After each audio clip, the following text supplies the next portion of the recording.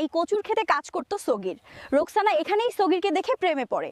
এরপর 2 বছরের প্রেম ও সকলের বাধা উপেক্ষা করে বিয়ে করে সগিরকে। এরপর 5 বছর সংসার করে সগিরের সাথে জন্ম নেয় ফুটফুটে সুন্দর একটি কন্যা সন্তান। নাম রাখা হয় ডালিয়া। ডালিয়ার বয়স যখন 1.5 বছর, বাবা সগির তখন আরো বেশি টাকা ইনকাম করতে চলে যায় মালয়েশিয়া।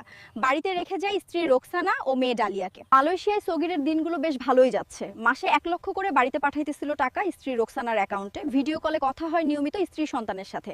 স্ত্রী সন্তানের পাশে না থাকার কষ্ট এবার ভুলবে সগির। আগামী মাসের 7 তারিখ দেশে ফিরবে।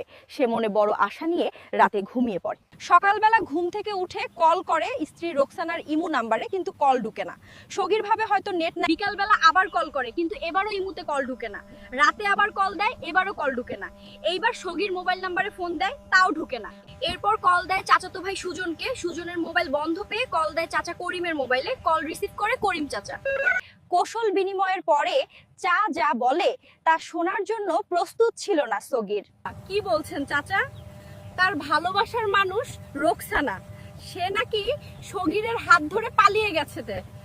সুদূর মালয়েশিয়ায় থেকে চাচার কথা বিশ্বাস না করে ইমার্জেন্সি টিকিট কেটে দেশে চলে আসে সগির। বিদেশে থেকে চাচার কথা বিশ্বাস না করলেও দেশে ফিরে যখন নিজের স্ত্রীকে দেখতে পায়নি, তখন বিশ্বাস না করেও উপায় কি? তবুও হাল ছেড়ে দিতে রাজি নন সগির। সগির সকল আত্মীয় স্বজন, বন্ধু বান্ধব সকল জায়গায় খোঁজ নিয়ে 3 বছর পার হয়ে গেছে, এখনো খোঁজে বেড়ায় সগির। তার স্ত্রী সন্তানকে কোথাও না পেয়ে অবশেষে সিদ্ধান্ত নিয়েছে আর খুঁজবে না। একদিন সর্বহারা সগির এখন পরের জমিতে কাজ করে নতুন করে বাঁচতে চায়। আর বাউলবাড়ি রহিমের ক্ষেতে কাজ করছিল সগির। এমন সময় সেখানে উপস্থিত হয় সুজন। সুজনকে দেখে হতভম্ব হয়ে দাঁড়িয়ে থাকে সগির। সুজন সোজা গিয়ে সগিরের পা জড়িয়ে ধরে, ভাই আমারে তুমি মাফ কইরা দাও। সুজন উঠ। সুজন উঠ কইতাছি। আমার রোকসানা কই? ওই 12 বাতারি আরেকজনের লগে পলাইছে। এই কচুর খেতে কাজ করত সগির। এই কচুর খেতে সগির। রোকসানা এখানেই সগিরকে দেখে প্রেমে পড়ে। এরপর 2 বছরের এই কচুর খেতে কাজ করত সগির। রোকসানা এখানেই সগিরকে দেখে প্রেমে পড়ে।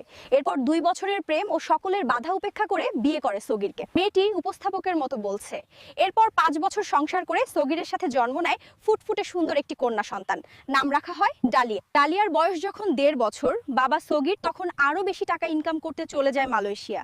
বাড়িতে রেখে যায় স্ত্রী রোকসানা ও মেয়ে ডালিয়াকে। মালয়েশিয়ায় সগিরের দিনগুলো বেশ ভালোই যাচ্ছে। মাসে 1 লক্ষ করে বাড়িতে পাঠাইতেছিল টাকা স্ত্রী রোকসানার অ্যাকাউন্টে। ভিডিও কলে কথা হয় নিয়মিত স্ত্রী সন্তানের সাথে। স্ত্রী সন্তানের পাশে না থাকার কষ্ট এবার ভুলবে সগির। আগামী মাসের 7 তারিখ দেশে ফিরবে। সে মনে বড় আশা নিয়ে রাতে ঘুমিয়ে পড়ে।